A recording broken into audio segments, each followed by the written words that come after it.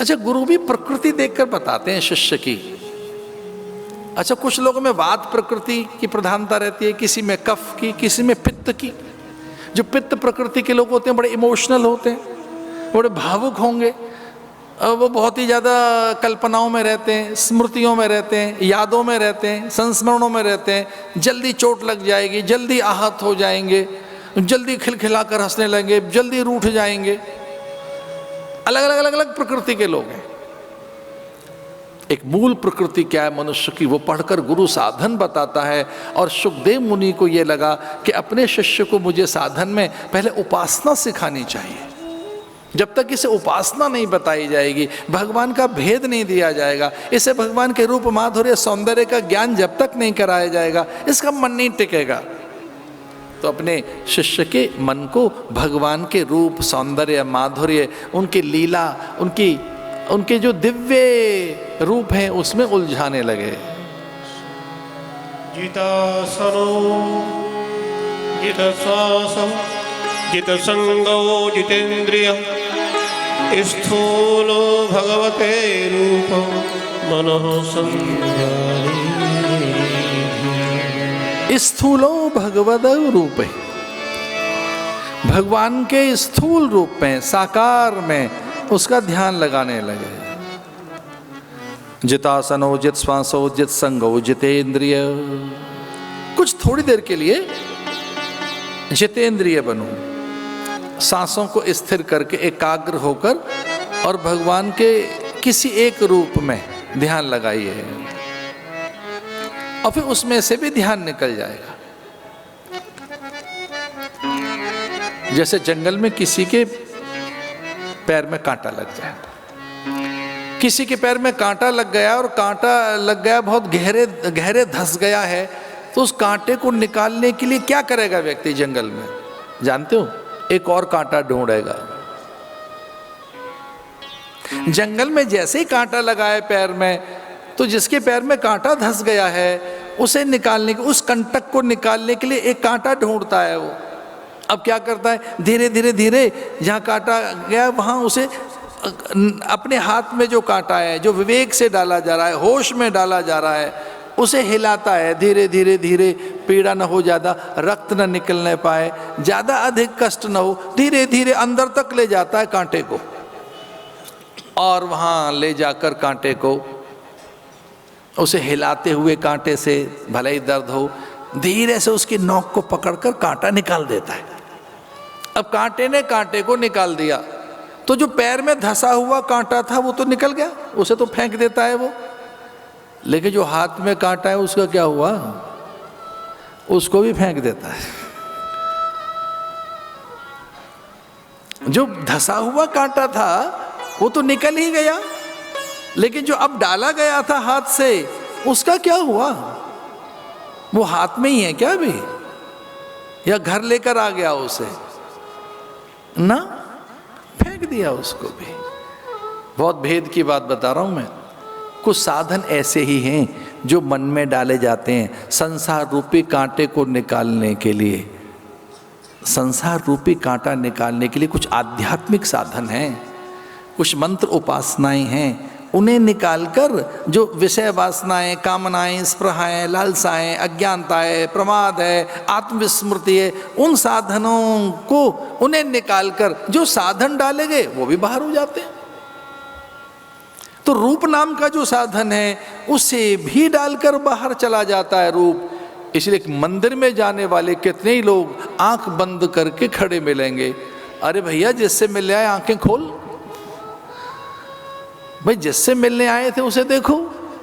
तो जो मूर्ति है, जो प्रतिमा है, वो हमें अंतर्मुख करती है। जो रूप है वो हमें अंतर्मुख करता है, स्वरूप की ओर लेकर जाता है, वो हमारे मन में बसा है।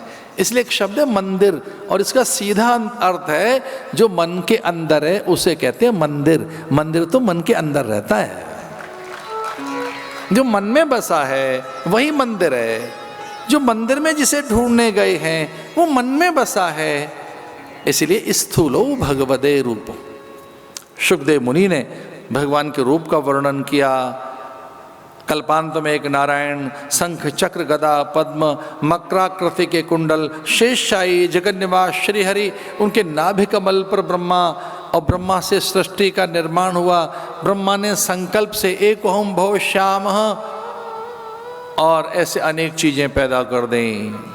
जैसे एक बीज में न जाने कितनी चीज़ें छुपी रहती हैं, गोंद छाल छाया वलकल, हरितिमा गंध सुगंध मकरंद, सूखी लकड़ियाँ बौर फल रस गुठली, पता नहीं क्या क्या, एक ही बीज में इतनी चीज़ छुपी हुई है। वैसे ही उसने एक से अनेक होकर प्रकृति का निर्माण किया। भगवान की कथा सुनाने लगे और ब्रह्मा के मन में ये पैदा किया भाव एक से अनेक होने का। तो मन के भाग से आधे से मनु और फिर शतरूपा प्रकट हुए। जो पहला मनुष्य पैदा हुआ वो मन से पैदा हुआ है। मनु, मनु माने मन से सृष्टि पैदा हुई है। मनु शतरूपा, मन को चाहिए रूप, तो मन के आधे हिस्से से पुरुष पैदा हुआ, आधे से स्त्री। स्त्री बाएं अंग से पैदा हुई है, पुरुष दाएं अंग से पैदा हुआ है। इन दोनों मिलकर इनकी युति बनती है। लेकिन आज एक भेद की बात बता रहे हैं।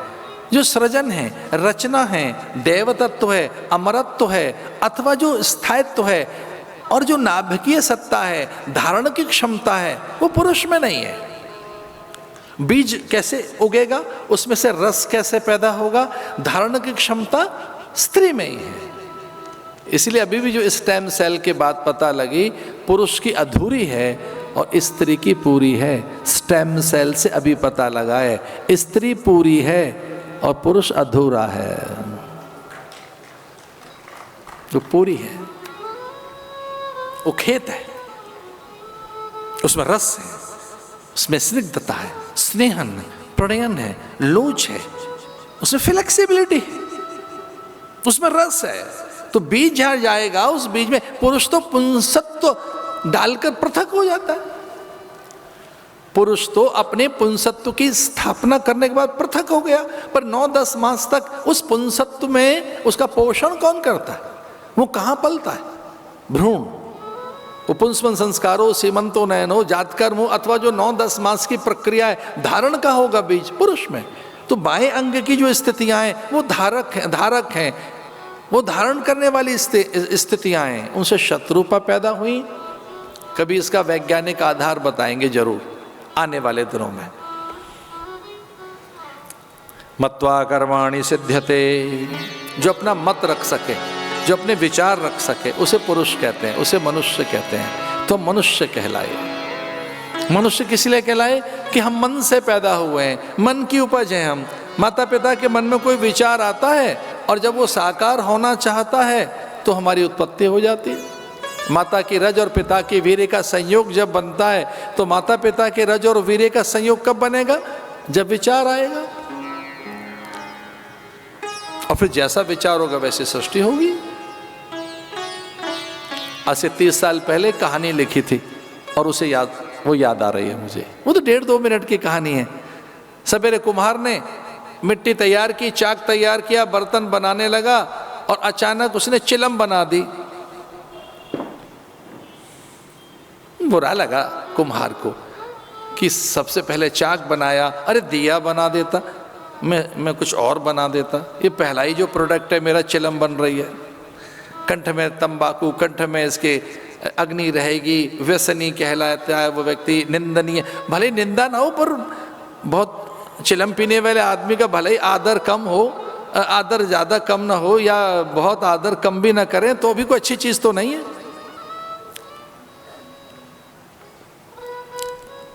अच्छा नहीं किया मैंने चिलम बना दी पहला। मेरा पहला उत्पाद चिलम नहीं होना चाहिए, तो उस मिट्टी और मिट्टी डालकर उस चिलम को तोड़ दिया और सुराही बना दी उसने।